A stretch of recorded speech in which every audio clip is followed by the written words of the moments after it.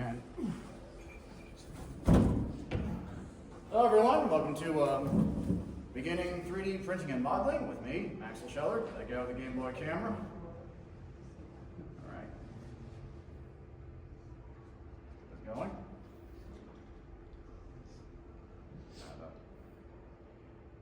My computer can speed up.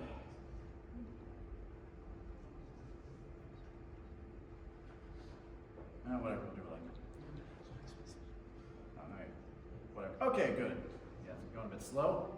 Okay, welcome to the beginning 3D printing and modeling, an educational panel here at Level Up Expo. Thanks for having me. All right, so this is to get you started on 3D printing, which has a lot of uses, and we're going to be going into 3D modeling later, so you can get to 3D printing what you have in mind from your imagination. That is which is itself a lot of thought. Okay, let's get to 3D printing. So, who here has a 3D printer? Looks like, all right, I'd say maybe a third. How many of you actually use it? Okay, all right. Yeah, I had a lot of hands who last year said they have one, and less hands that said that they use it. So, okay, well, maybe this will get you back into it, or get you use, or hey, maybe you can buy one of your own after this, so you can know it's not that difficult. There, just started. Okay. There we go. Let's close that. Okay, first off, I'd like to talk about money and benefits. Yeah, smaller 3D printers, yeah, they do. I think they go for at least $170 if you're just looking up 3D printing on Google Shop. You know, plenty of models. But the recommended ones, they go between, I think, $300 and $400. Of course, this is still last year's presentation, so maybe inflation may have bumped it up a bit. So that'll give you an idea what to spend on it. So when you buy 3D printers, you're going to be going through rolls of filament, you know, so it can turn the plastic filament into objects you print. And you know, there's different materials out there. I primarily use PLA. So, you know, that's like $20 a roll on eBay. So but there are some deals you might buy them by the 6, and you know, it's like buying 4. So it's if you know you're going to be printing a lot. But this can be a rewarding hobby if you know what you're going to make, and you know, just a lot of uses. So it will have a lot of uses if you get into it. And yes, it feels like 3D printing does have a lot of, the uses are limitless, which we're going to get to next. Can it save you money? Yeah, you might spend more money, but it might save you some money in other areas if, let's say, you're printing replacement parts on, you know, just whatever's around the house. So it depends. And if you want to, let's say, print your own designs instead of looking up other designs, yeah, learn 3D modeling or CAD software, CAD, I forget what those 3 letters stand for. Yeah, so you can make your own unique prints. So, practical uses of 3D printing. Like I said, almost limitless. Household items, toys, gifts, medical devices, prosthetics, like this kid with the prosthetic hand. You know, you print the parts, then you put in some other parts and strings, maybe some screws, and you know, this kid has a prosthetic hand. Cosplay and props. Yeah, if you want to, you know, so if you want to have cosplay items in mind, like this Miss Fortune gun I'm holding from League of Legends, yeah, you can do that. We also got to put a lot of finishing touches on it before you can take it to the convention and show it off. Okay, you know, if you got statues of your characters, you just want to have them around. Of course, you know, if you buy filament, you know, it always comes in one color, so you got to paint it later. All right, living spaces. You know, there are big 3D printers that can print houses. So, yeah, those could probably take, you know, maybe days or maybe a week to print in one continuous line. Yeah, that's what 3D printing is, just one path that prints. Yeah, you set it on a path and it prints. And yeah, don't get in the way of a big 3D printer and building a house. Yeah, sounds like a Habitat for Humanity project. All right, don't be surprised the entertainment industry is getting in on 3D printing. It's been like that for a long time.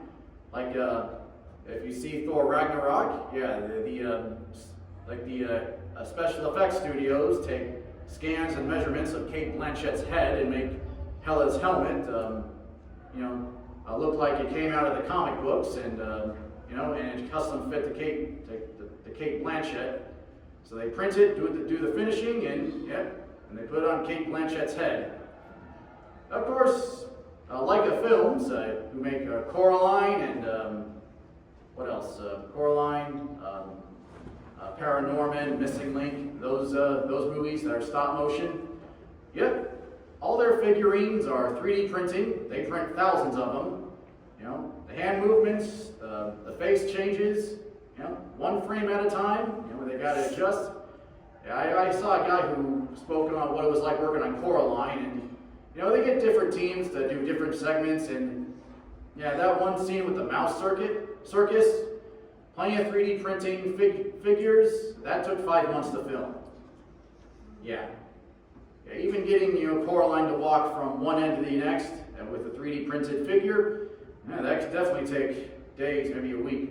And you have different people doing that. So yeah, it's all over. So, choosing your first 3D printer. Now, the thing about 3D printers is that the tech patent is not owned by anyone, and there's a lot of 3D printers you can choose from. So here's a recommended one. I found at another convention. Creality, Bamboo Lab. So if you own a tech company, you can get on 3D printing with the technology they use. All right. And of course, there's a lot of what we call Chinese clones. So there's these companies in China who make 3D printers for cheaper, but you can get a lot of mileage out of it. But of course, with the inferior parts they use, they can catch fire. So I recommend if you're into 3D printing, put some money into it to get a quality printer. And the one I'm currently using after switching from ANET, Creality, and they come in different sizes, so the plate size. So what kind of size 3D printer? You know what? Buy the biggest 3D printer you could afford. Yeah, maybe you might want to print a helmet on it, so and you might be disappointed if you come up short.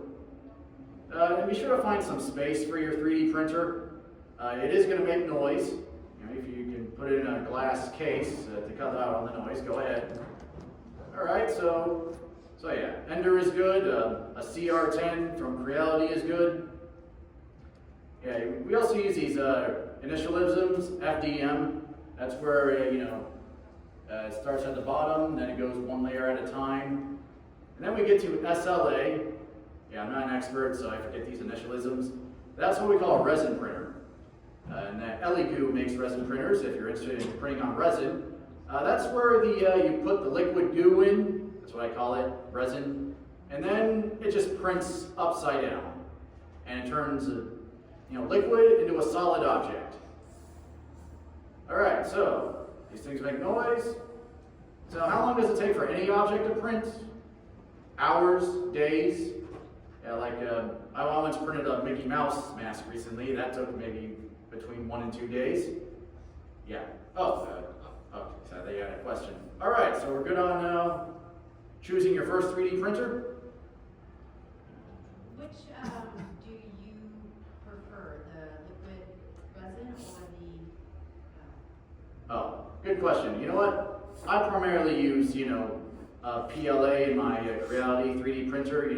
But you know what? It depends on what the filament can be used for. So if you prefer resin, go the resin one. But you just cannot put resin in the FDM printers. So you need a special printer for resin printing. For starting out, would you recommend starting with filament? Yes. Is there different applications for different? Yes. Different filament has different applications, which I'm going to get into next. Okay.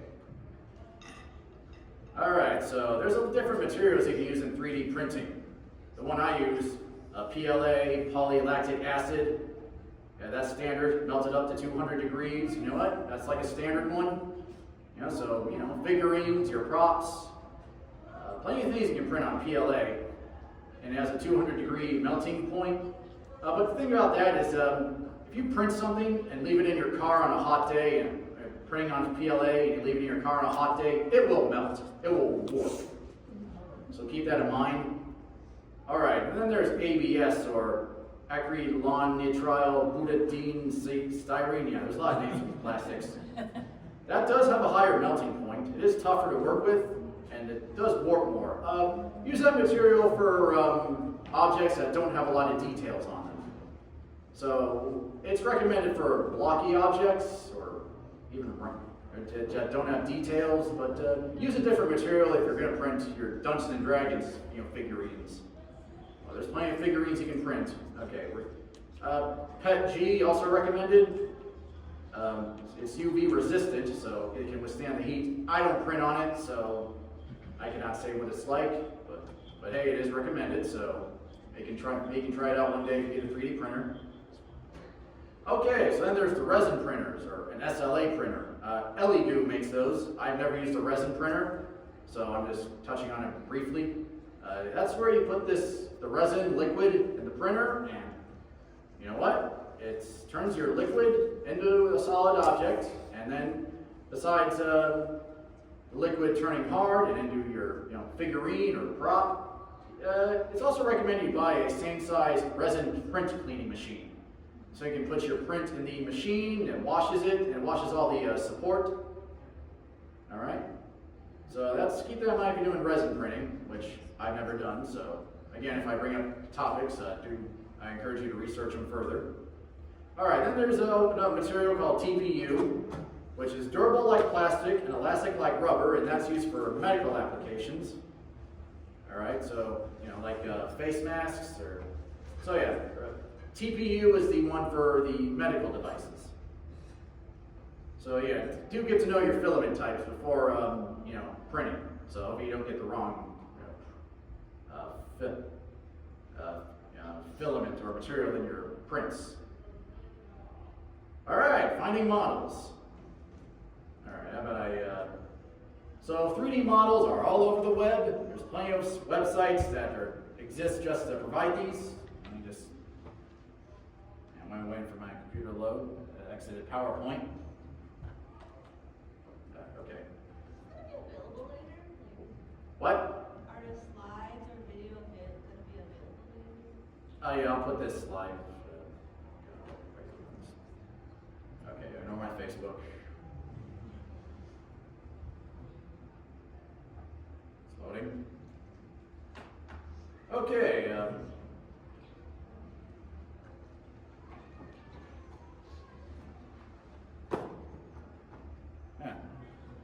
There's supposed to be so I'm bringing a tech guy. Oh wait, okay, yeah, seriously. Yeah. Friggin' blooper reel here. Okay, my Facebook there. So how about we go to a site where you can find models. Thingiverse is a standard. Fab, maybe? What? Fab. What? Fab. Fab? Yeah, it's like a new asset store. It's a new asset store. I think they blended a bunch of stores together. Okay, there's also Yegi, which kind of combines results from multiple 3D model sites. Yeah. Wi-Fi must be slow right now. Okay, hopefully nothing incriminating came up on my browser, on my Facebook. Okay, let's search for something. Anyone have something in mind? Yeah, shows us what's hot here. Oh, here's something. Albino gecko figurine. Oh yeah, this is for holding toilet paper, and it spells poop. Oh, that's Oh, a 12-in-1 fidget, so if you have stress, you can print this and, fool around with it. Space Marine badge, 12-hole ocarina. I don't know if that will make a reliable musical instrument. I recommend going to those ocarina shops. I heard the ceramic ones. Are those good? Okay. So how about we search for something? Anyone have anything in mind? Okay. Goku? Okay. Okay. What comes up when we search Goku? Yeah, that's gonna be oh yeah, we got a bust of Goku, Goku on a, on a circle, so you can, maybe use him as a miniature. Alright, Goku and Vegeta Fusion, I think is that gonna be a lithopane? We'll talk about lithopanes later. Alright, shows the cartoon, but what does it look like? I think it's like the fourth page down. Yeah. Alright, so I guess they're showing, okay, I guess we have multiple files here. One is, Goku on one end and Vegeta on the other, and yeah, print those at the stand. So yeah, you can adjust the sizes here. Alright, what else do I have on here? Alright, so ones that are recommended: Thingiverse, My Mini Factory, Yegi, plenty of 3D modeling sites. There's also printables.com. I'll just type that in here. Printables.com. Okay, let's move that B there. Okay, so we go on how to find 3D models. A lot of them are free. And hey, if you can 3D model yourself, people can leave you tips. Yeah, Tornado? For those applications, for downloading the files, do you have to pay for them or are they Oh, no. Most of them are free. But there are sites where you can, sell your 3D models if you make them, maybe copyright them, and yeah. There are places where you can sell 3D models, including Etsy. So yeah, look up. So yeah, most of these are free. You can accept tips. But I think even My Mini Factory has a lot of models that people are selling. I guess. Yeah. All right. Now then, the fun thing. You can actually scan existing objects with your smartphone with some apps out there. There's a lot to choose from. There's one called a Clone, Qlone. So you download that app, then you go on their website and download a grid. And here's a demonstration on it. They're putting a model, an object on a grid. And it looks like a QR code with black and white spaces. Then you circle your phone around it so it captures the whole object, and then you pay a few bucks to access it. If you want to scan real objects like tiki mugs. Okay, I'm pretty sure there are people who might complain about that if you're scanning their objects and printing them and even selling it. So try not to run into that. So yeah. And of course, you can learn 3D modeling in CAD software to make your own objects. Maybe you can copyright them, ask for tips, sell them. Now, if you're thinking what to make, if you're going to get into that, well, what do people need? What's a problem I can solve? How can I make money off it? Or if you want to be generous, go ahead. Yes? Oh, yes. You? Was that with the phone rotating around the office? Yes. You got to rotate your phone. Use an app called Clone. Pretty sure there's different apps out there. This is the one I'm recommending. Clone. Qlone. Yeah, so use Clone on your phone, and you got to also print out that black and white grid so it knows what to scan. Okay. Yeah. Okay, next up in 3D printing, so we have our models. Actually, give me a model to download. Lighter sleeve. What? A lighter sleeve. Lighter sleeve? A pylon model. A pylon? Never. Some creature. Garfield, okay. Okay, let's go into Thingiverse and download Garfield. We're going to demonstrate a slicer program, which is a program that tells your 3D printer what to print and how to print it, since there's a lot of settings.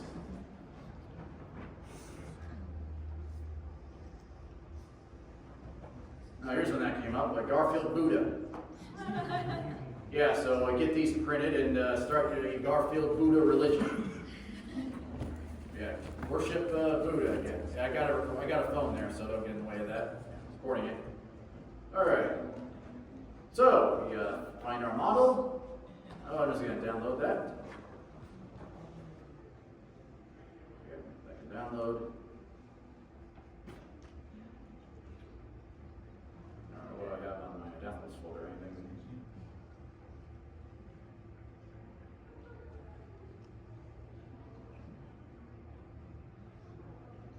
All right, things seem to be a bit slow, so I'm just going to give you a different 3D model that I have ready. Yeah, if you're going to be searching for models, you might have a 3D printing folder. I might have one.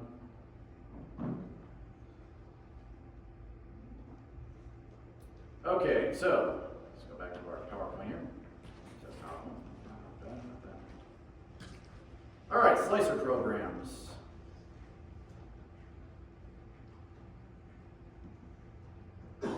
So this tells your printer what to print and how to print it. And when measuring 3D models and objects, we use millimeters. So for basic prints, they could print at 0.2 millimeters or 0.08 or 0.3. That's to give you an idea. So every 3D printer is different. So before you put your models in your slicer program, you got to research the settings for your slicer. So Cura is a common slicer program. There are others, but we're just going to go with Cura right now. C-U-R-A. And for people like me, they export to a micro SD card, and then I put that in the 3D printer, and then I turn it on, print it. And yes, you can use Raspberry Pi type computers just for specifically 3D printing. Okay, so let's open up our slicer program. Let's see. Let's tell a 3D printer how to print what I have here in my folder.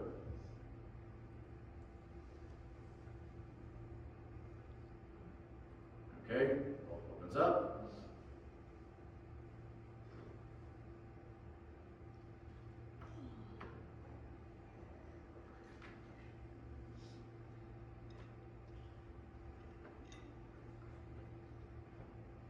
Okay, let's see. All right, we'll download Kenny from We'll put Kenny from South Park here.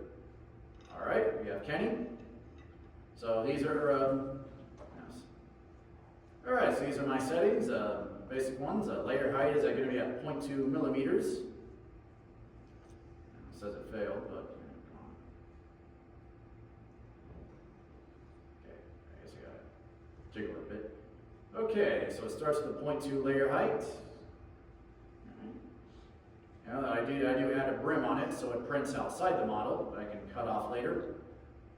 Wall thickness, so there's an infill on the inside and then the layers on the outside. Yeah. So let's see, what's the infill going to be? Yeah, top layers. So there's a density of 20%, so it's almost going to be 20% solid on the inside, so it prints in triangles, and then it's going to build walls around the triangles. So on the inside, there's going to be a lot of air, not anything solid. Yeah. All right. So anyway, Kenny's going to print in the center. Looks like we have a Z of 54 millimeters, so Kenny's going to be like 2 inches. Okay, so that give you an idea on slicer programs. You even got to tell your slicer program what material you're using, and here's the printing temperature. Rotary, I go with 215. I'm good with that. And your plate is going to heat up. So I set it to 60 degrees. So again, when you get your printer, do your research on what's the recommended settings. Okay. Does the size of your print determine like the infill? Kinda, yeah. Yeah. All right, so we good? Did I give you an idea of slicer programs? All right, so what happens if you ever run into some trouble? All right, troubleshooting. One thing with 3D printers, especially the PLA ones like I use, do get a piece of glass and put it on your metal bed. If you ordered a Creality CR10, then yeah, it might come with a piece of glass like mine.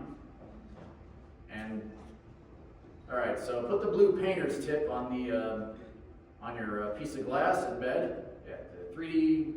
Yeah, your material can't stick to the blue painter's tape better. Yes.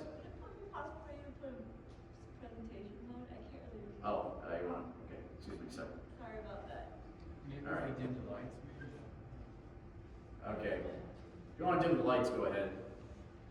Oh, it's not even showing up. Okay. I just don't know how to do it. Okay, so yeah, put a piece of glass on it, order one. Okay, yeah, things are going slower. Okay, there it is. So yeah, piece of glass, put your tape on the glass, the plastic will stick better to it. I reckon, again, I mentioned this earlier, do set a brim so it prints outside, so you can see how it's sticking to the bed, in case you gotta stop it early. And one thing about it is, you have the Creality printers, that they have what we call a Z-step. So if it looks like it's, you know, a little too high or really digging into your painter's tape, you can adjust it. So you can go a little bit up, a little bit down, and then you can see the plastic printing or laying on the painter's tape. Do have extra nozzles in even parts, you know, because, hey, I've had nozzles that clogged. And then I had to, stop it, start it, and resume. Okay, and do research any specific issues, like stringing happens, so do research how to stop stringing. And hey, take your time, do not rush, be patient. And when you lay your prints down, see how the first layers go before walking away from it. Yes? Oh, what's stringing? That's where these, if you can look at this one, that's where, let's say it goes from one spot. You can see this photo has spikes. It goes from one spike to the next, and there's like these strings in between. So it's like, yeah, I can't say what's causing it at the top of my head, so you gotta research that to see if there's anything wrong if you're, see if there's anything new in your slicer program to stop the stringing. Thank you. Maybe it has to do with the speed or retraction, a number of things. So yeah, that's a common thing. Okay, now then, calibration. Just to make sure all your layers are stacked on top of each other right.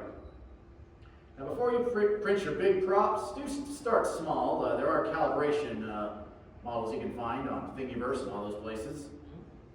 One things you can do are cubes with the X, Y, and Z letters built in. Yeah, print them at, they recommend you print those at 20 millimeters on each side, and then you can take an exact measurement of that, see if things are going right. All right, there's also one they call benchy. That's where you turn off the support. So that means, usually in a lot of 3D models, there's support that's built. So, they build support, they can cut off later. So if you make a model of me, I'm doing this, support builds under it. Yeah, then you can easily clip that off. With benchies, you turn off the support, and then, and if you get the right, and if it turns out as it should, then, yeah, you're doing something right. And just to make sure you're printing out the right heat, because, who knows where you live, do use heat towers. There's one, this thing here, so look those up and print those. Let's see if you're on the right heat setting. And hey, watch those for that first layer and the layers that follow, so it's going right. Because I'm pretty sure you're going to want to leave your print alone and, watch a movie. Oh, now you're down with Garfield. Oh well. So we good on calibration? And yes? What's the recommended heat temperature? For what I use in my 3D printer, PLA 200 or 215. I use 215, but hey, 200 is recommended. But for ABS, we talked about different materials. You got to heat those differently. ABS can be printed up to, I think, 400. So that's a different material. So depending on the material and maybe your environment, you got to change the heat temperature. Okay. All right, now finishing techniques. If you look closely at 3D prints, you'll see the layers on top of each other. Some people want to use finishing techniques to hide those layers, especially in a cosplay competition. Yeah, they'll go, 3D printed, okay. Well, but if you hide the layers, they'll be like, how'd you do this? Yeah, I think that might be more appealing if you're selling things. For the plastic material, ABS and PLA, do get sandpaper to smooth them out. It's a very tedious process. Now do get solvents for polishing, so if you're using ABS, do get acetone, you can cover it in. And here's one thing I recommend, if if you have a PLA, printing on PLA, and you're printing miniatures, maybe they'll break off. Get a soldering iron so you can melt your pieces back on. Yeah, try not to burn yourself. For metal finishing, primer and chrome spray paint. And hey, acrylic paints, you know, are good for coloring them. All right, here's something I forgot to put on. There's a thing called XTC 3D, so that's like a resin-like material for, you know, coating your prints to hide the layers. You got a question? When you're talking about hiding the layers, Yeah. all those like sandpaper to smooth, those are hiding the layers. Yes. Hiding the layers, and then you can paint over it, so, you know, it doesn't look like it's 3D printed. Oh, it's impressive. Oh yeah, it's cool to say you 3D printed it, but, you know, it's also cool to say, oh, it doesn't look 3D printed because you don't see the layers. So yeah, finishing techniques to smooth them out so it doesn't look 3D printed. Which brings me to cosplay and masquerade, if you're gonna use 3D printing in that. Hey, think of your judges as cosplay experts and they want to be impressed. You know, it's like fool us with Penn and Teller. Hey, you can do your best, and it's about doing your best on there, but they do want to see something that can fool them. So yeah, so put the handiwork into your 3D prints for cosplay, and you know, so you get points for craftsmanship, and it can help with your accuracy. And then there's also stage presence, which is up to you, being character. It's just your 3D prints should not look like they came off the bed. So do put those finishing techniques to make them look like they were, you know, they're not 3D printed. Do be honest about where you find the models, and do provide proof if you designed it yourself. That might get you a point. If you would say, yeah, I 3D modeled this, you know, and it didn't come from anywhere else. But yeah, there's a lot of 3D props you can find, so, all right. So maybe you have a 3D model that's different than the current ones that are always being downloaded. Okay, we're good on what it means to 3D print for costumes? Okay, all right. I'm still trying to win awards, so I'm not a master on cosplay.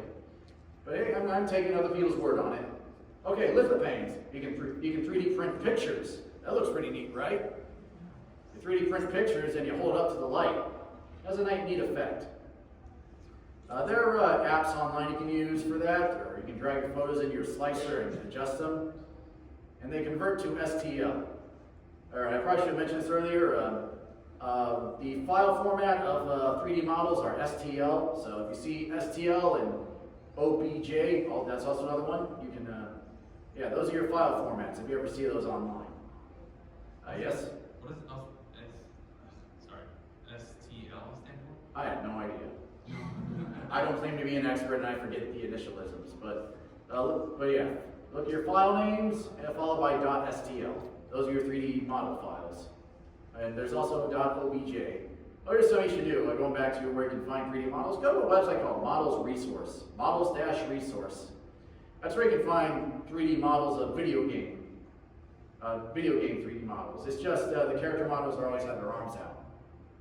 So maybe you can find an object you can print, or maybe you can find those character models that have their arms out like this. That's just what they do when making characters. They put them like this. Okay. Anyway, lithopanes look pretty neat, right? They look like, okay. Now using a 3D printer for art, like instead of using a heat nozzle, you attach a pen to do that. Now is that ethical to have a machine do your art? Well, that depends. Do you own the art to begin with? All right, so you know you can make the art, then program the 3D printer to draw it with a pen attached. And yeah, that's your art. Maybe it's like, you know, maybe you prefer to have it sharpied instead of going to Kinko's and getting it printed. Okay, it's just if you're copying using it to copy other people's art, you know, selling other people's art to make lithopanes, or using it to make you know Sharpie art with your 3D printer.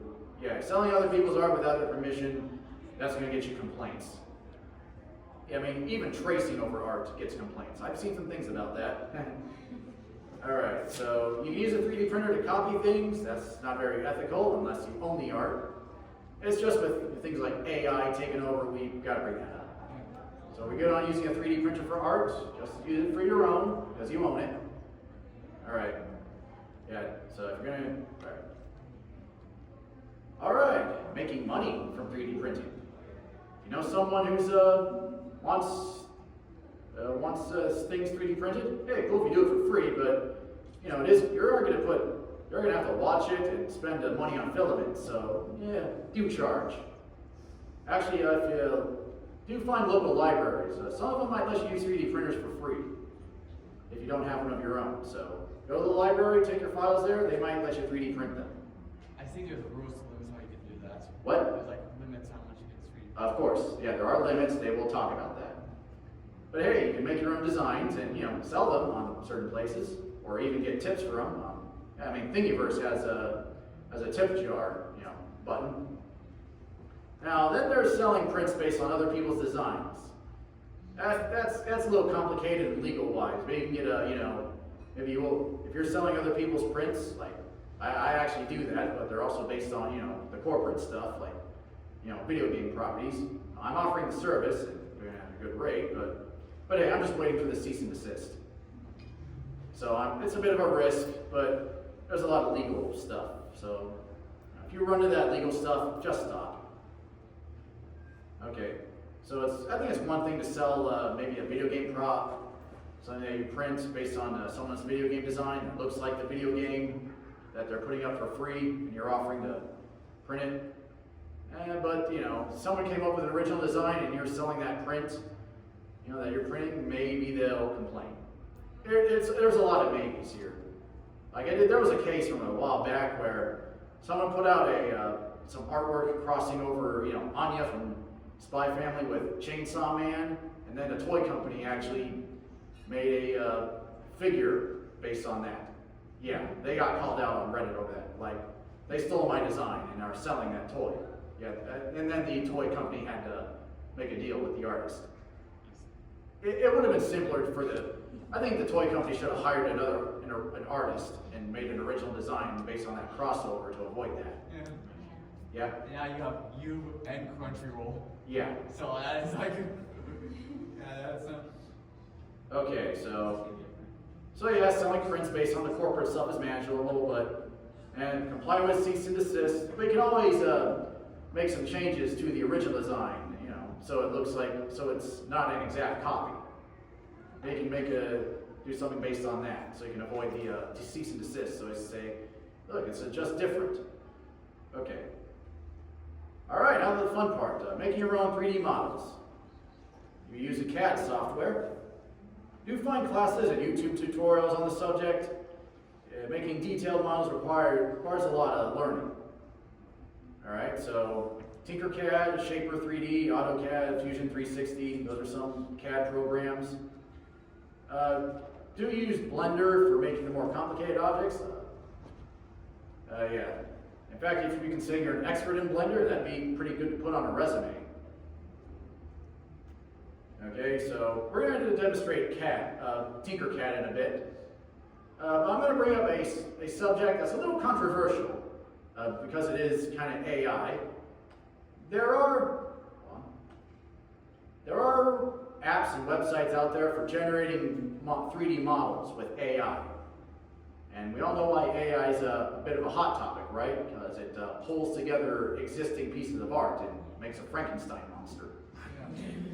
Now, same thing with 3D models, yes? And sometimes it's considered plagiarizing. A little, yeah. Yeah, and the artists, and a lot of artists I know, you go to Artist Alley, they'll tell you they hate it.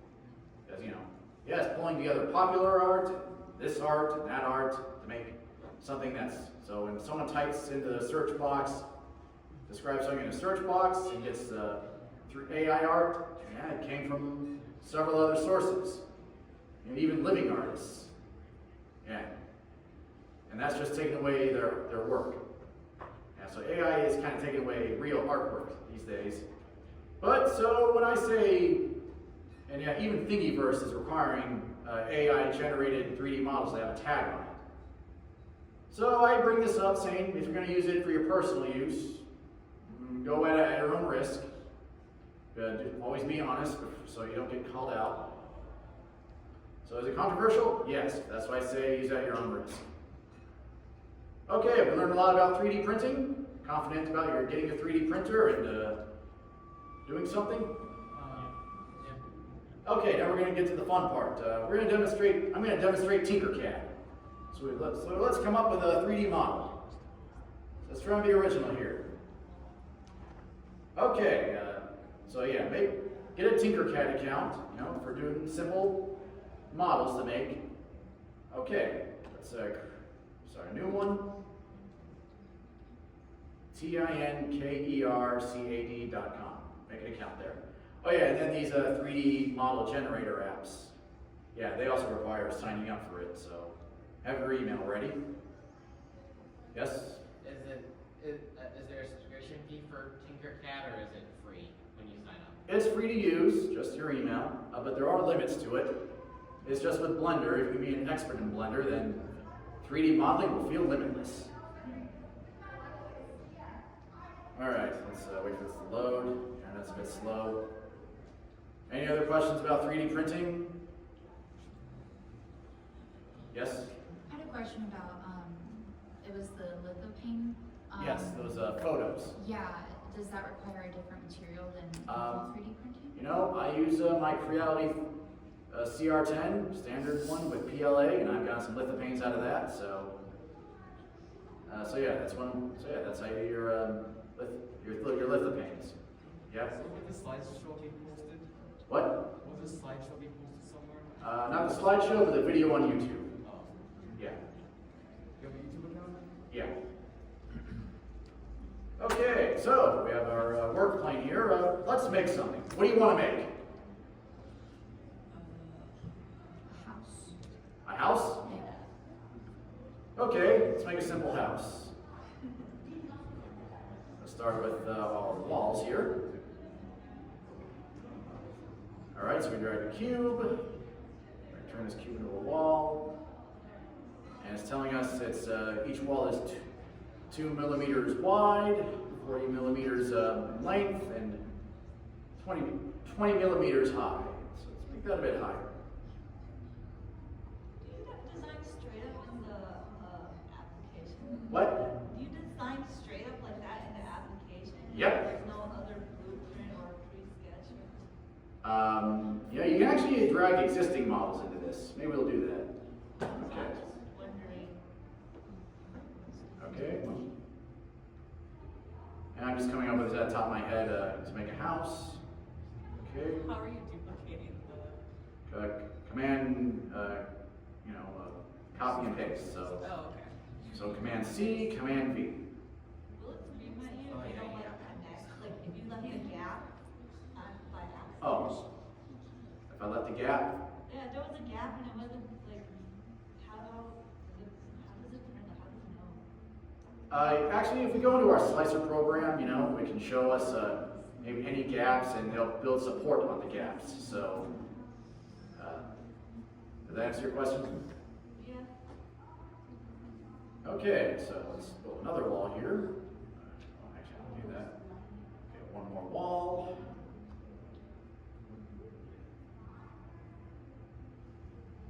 And we rotate that. Okay, so here's one thing you can do. Some objects, you might need a negative space, so it prints around the negative.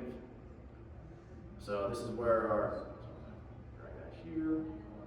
This is our negative space here. All right, this is where our door is going to go. And maybe we can put a door there later after we print it. And we have this object ready, so we can put a roof on the house.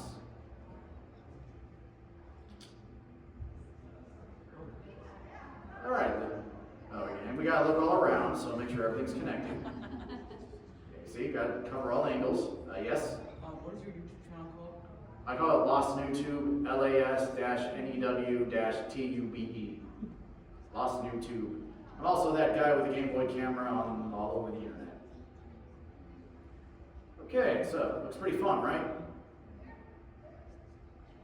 All right, looks like it's on top of our walls there.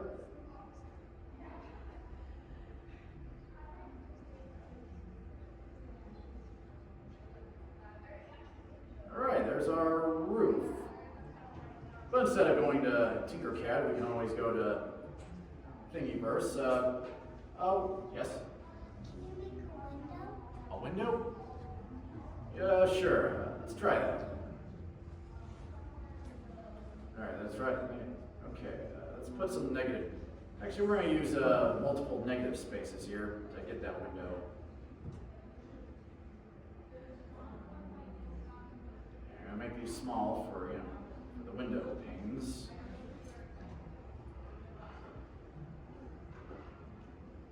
All right.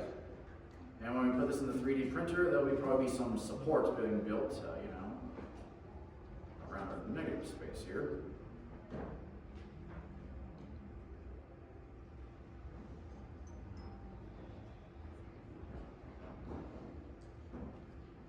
All right. All right. Put there, and there, and there, and there. So yeah, we got a window on the front of our house here. See, that looked like a window. It's for our negative space. All right, how about we export that? Yes? Is this one? I can't see that. Oh, it's got LVL to the laboratory. Yeah. Okay, so print everything in design, export to an STL. Oh, that downloaded quickly. All right, let's see how this looks in our slicer program. Yeah, it comes up with these random names. Yeah, Ingenuous Go-Go Sango. All right, here's the house I just made. Looks like a house, right? And there's our window. See the negative space we just made and the door? This is where the door goes. All right, pretty neat, right? Would the roof be solid?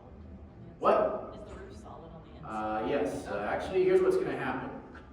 How about we go to, let's see, let's go to preview here. Yeah, this is what 3D printing is going to be like. So it's going to print these walls and the roof as solid.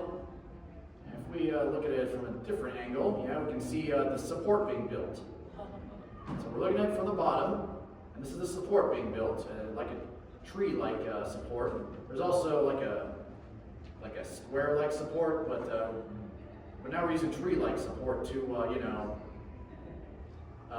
so it cuts down on that filament being used. All right, so you see all that? See how the support is in the negative space, and then these walls and the roof, that'll be solid objects. There's our house that we just made. Oh, and at this size, about 3 hours, 20 minutes. And it tells you how much filament will be used. So keep track of your filament before you print something. Do look at it and be like, do I have enough for it? Yeah, you're probably going to eyeball your rolls of filament. Okay, anything else? I just have a question. Yes? For like more complex figures, how long would you say that those would take? It always depends on the size and textures. All models are different. So, even your D&D miniatures can take maybe 2 hours or so. How do you do different textures? Let's see. I know I mentioned texture. I guess it's the amount of detail being put in. Oh, okay. So just so because it'll stop and go again. When it runs into that negative space or that clear space. Because it's only printing solid objects, so it's always gonna. So your printer's always gonna move. Lay filament, stop, go on to the next part. Okay, we covered quite a lot. Any questions? All right. Want to just call it here and say we learned a lot of things? Yeah. Okay. All right, well, enjoy the rest of your Level Up Expo. Hope you learned something.